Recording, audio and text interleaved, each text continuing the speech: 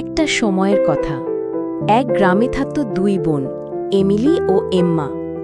Emily ছিল পরিশ্রমী, সহানুভূতিশীল ও শান্ত, আর এম্মা ছিল অলস, জেদি আর লোভী। পরিবারে পক্ষপাত ছিল, এমিলিকে উপেক্ষা করা হতো সবসময়।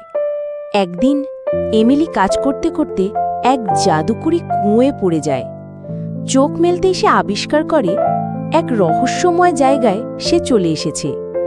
সেখানে সে দেখা পায় এক আশ্চর্য নারী হলির, যিনি এমিলির সৌজন্যতা ও পরিশ্রম দেখে তাকে আশীর্বাদ দেন।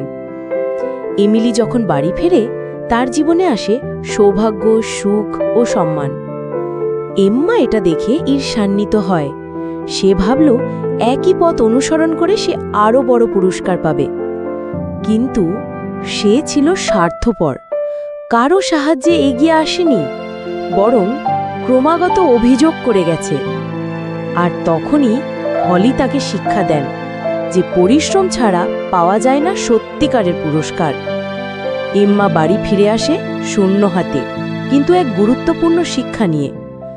জীবনে আসল মূল্য কাজের, মনোভাবের এবং ভালোবাসার।